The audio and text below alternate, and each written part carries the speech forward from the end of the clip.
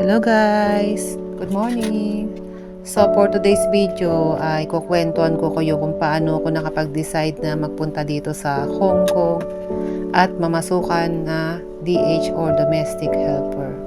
So 2012 nung napagpasyahan ko na mag-apply ako dito sa Hong Kong. So nung time na yon ay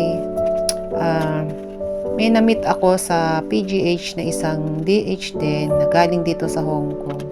So, shoutout sa aking ate, si ate na tumulong sa akin na mabuo yung aking desisyon na mag-push through dito sa aking apply sa Hong Kong. So, si Ate Beth Alamar ng Nueva Vizcaya. So, ate, kumusta ka na dyan?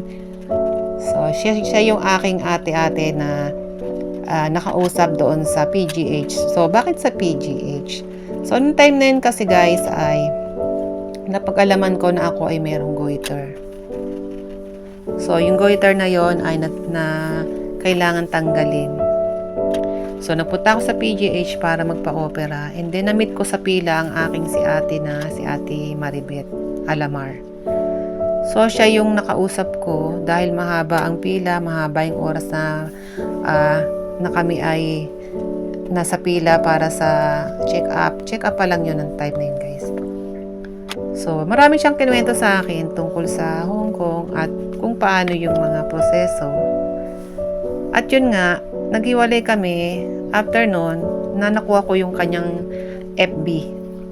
So, kontak-kontak na lang kami ng time na yun. So, hindi yun alam ng aking family na ako ay gusto kong mag-Hong Kong. So, isang desisyon na mabigat para sa akin kasi ako ay hands-on mom.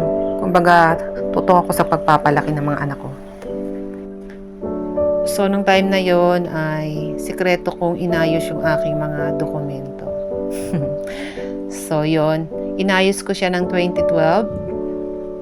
And then, after nun ay inalam ko kung saan yung mga agency na pwedeng lapitan.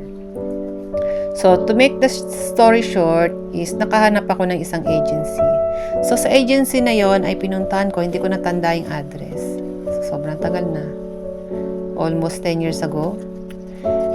And then, doon ako ay sinabihan na kailangan ko na magpunta sa isang training agency, training center kung saan ako ay makakuha ng NC2, Certificate ng Housekeeping. So, yun nga ay pinuntahan ko. Kung di ako nagkakamali, unang training ko nga pala guys ay sa Intramuros. So, 2 weeks yata ako doon. Parang 10 days. Samantalang yung ibang mga kasama ko ay halos 1 buwan. Yung iba 3 weeks. So, iba-iba. Depende sa bawat agency na nag-require sa iyo ng training. So, ako 2 weeks lang or 10 days lang yata. So, ang binayaran ko doon ay 5,000. So, marami ako na-meet doon ng mga friends na nagde-desire din na makapag Hong Kong at yung iba ay Taiwan. So, yung ibang mga kasama ko ay natuloy sa Taiwan. So, ako hindi ako natuloy doon. After ko na makagraduate ng aking trainee, ang masaklap, nalaman ng agency na ang aking birth certificate ay late register. So, hindi pala tinatanggap sa Taiwan. Taiwan kasi talaga guys yung aking unang pinush na mapuntahan. So, medyo hindi pa ako sa Hong Kong noon pala. Kahit may nagsabi sa akin yun nga si ate na maganda. So, may nagsabi naman sa akin na mas okay sa Taiwan, mas malaki daw doon. Ganun. So, yun ang una-apply ko. So, hindi natuloy yun kasi hindi ako pwede. Dahil hindi sila nag-a-allow ng late register. And then, naganap na naman ako ng isa pang agency. May nag-refer din sa akin. And then, yun ang naging second option ko, yung Hong Kong. So, nag-apply na naman ako ng bago at then ay sabi sa akin, training na naman. So, yung training na yon ay worse kasi imagine kung 2 weeks din yata o 2 weeks na naman. Bawat agency ay nagre-require ng training. And then, nagbayad ako ng almost 35,000. My God. So, yun, ayoko nang alalahanin yung training ko doon kasi naman talagang kami ay hindi napakain ng ayos doon. And then, daming surot nung training center na yun. So, buti na lang nakalimutan ko na. Hindi, siya shoutout kita. Tapos yung 35,000 yun or 30,000 yun, walang resibo guys. So ngayon bawal na yun. Alam ko bawal na yun guys. Na ganun sisingilin ng over yung singil nila over yung charge nila sa mga nag-a-apply ng domestic helper. So yun. So after noon na tapos ko yung training doon. So ako nga ay nakarating dito sa Hong Kong ng 2014 September, after ng ilang mga trials ng mga trainings na yan, is nakarating din ako dito sa Hong Kong. So masasabi ko lang na pag talaga ginusto mo, kakayanin mo. So pag talagang desidido ka at meron kang desire at determination, kaya mong makarating dito. So yun nga palang mga ginamit kong pag-apply dito ay may natabi naman akong savings that time at hindi rin na yun nagkasya. So pandagdag lang yun. Actually nangutang ako dyan sa Pilipinas. Naranasan ko mangutang sa tao pero napawalan ako. So yun ang masaklap. And then wala akong option kundi kumagat sa lending. So yung lending sa Maynila marami nun. So ingat din kayo kasi talagang hahabulin kayo niyan, kailangan yung bayaran. So, ako naman ay ayoko masisira pagdating sa pera.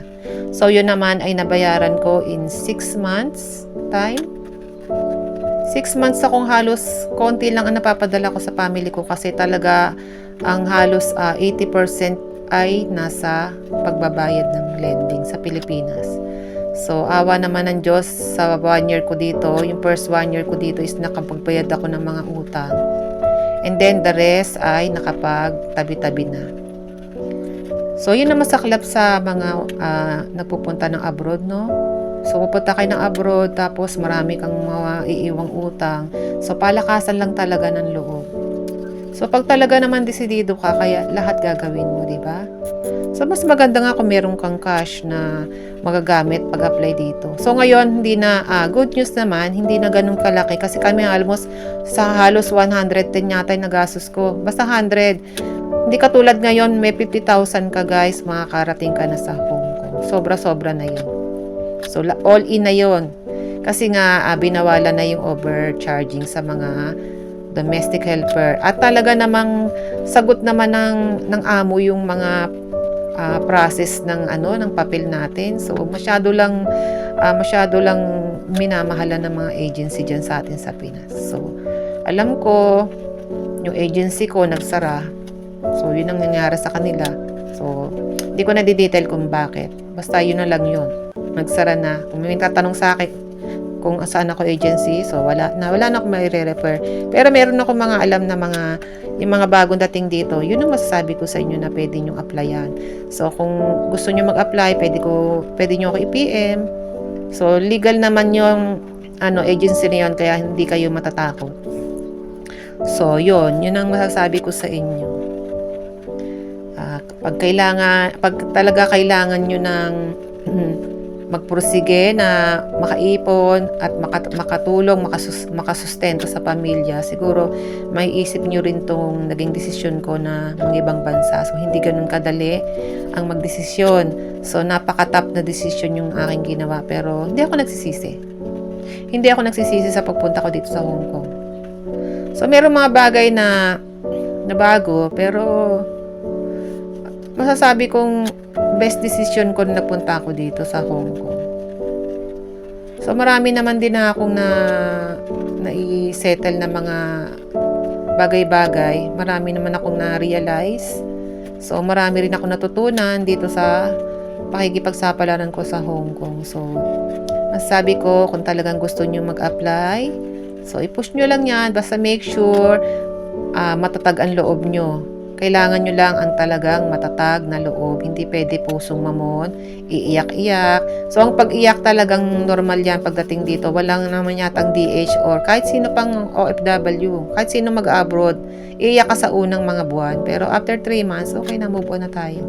So, tanggapin lang natin na talagang ito yung pinasok natin. So, kailangan pangatawanan natin. Hindi tayo pwedeng magpatalo sa lungkot.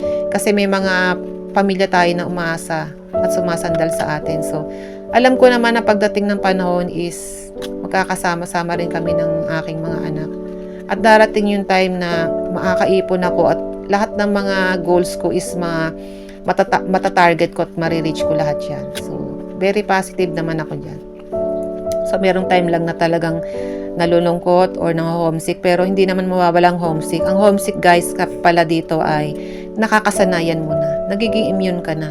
So, hindi naman nawawala ang pagkaka-homesick natin sa ating family, sa ating pamilya. So, yung homesick lagi na andyan, lagi yan nangangalabit sa atin. Pero, wala, ano nyo lang, disregard nyo lang. Gumawa kayo ng mga bagay na makakapagpasaya sa inyo. I-enjoy nyo lang yung buhay. Time is gold. Life is too short. Sabi nga, gumawa kayo ng mga bagay na pwede nyong maging kapaki-pakinabang pag nandito kayo sa abroad. Marami ditong mga trainings, guys. Pwede nyong atenan. Kung kayo nandito sa Hong Kong, guys, in-encourage ko kayo na umaten kayo ng mga trainings. Marami. Siguro next time, ipapakita ko sa inyo kung ano yung mga pwede nating atenan dito ng mga short courses na pwede nyong ma-benefit pag uwi natin ng Pilipinas. So, ako nagpaplano na ako. So, nag-iisip na ako kung ano yung mga unahin ko kasi marami sila. So, isa siguro doon yung mga baking. So, kahit nagbe-bake ako dito is mas gusto ko pa rin na talaga magkaroon akong certificate at talagang maturuan ako ng mga expert. Siyempre, magagamit ko yung pagbalik ko ng Pilipinas. So, ayan guys, tapos na nga pala ako dyan. So, nalolobat na rin yung phone ko. So, nakita nyo naman dito guys, maluwag ang amo ko dito sa akin habang ako'y nagumagawa. Meron pa akong nakaharap na laptop dyan kasi ako ay nanonood ng aking mga paboritong mga palabas sa YouTube. So, yung aking pusa ay naandyan. Gabi nga pala yung napaplancha ko. Hindi ako namamalansya ng umaga kasi ayoko mababasa ang kamay ko after namamalansya. So, gabi yan bago ako matulog. Nakasipilyo na rin ako at nakailamos. So, pagkatapos niya, matutulog na ako. So, yan na lang muna guys ang aking kwento. Mahaba ba? So, sana ay may natutunan kayo at na-inspired kayo sa aking mga pinagsasabi dito. So, yan na guys. Salamat sa panonood nyo. Please follow me sa aking FB page and then subscribe naman kayo sa aking YouTube channel. It's Hazel Channel. Salamat. So, ilalagay ko na to sa lagayan ng amo ko ng mga naplanchang damit. So, bye-bye. Thank you for watching.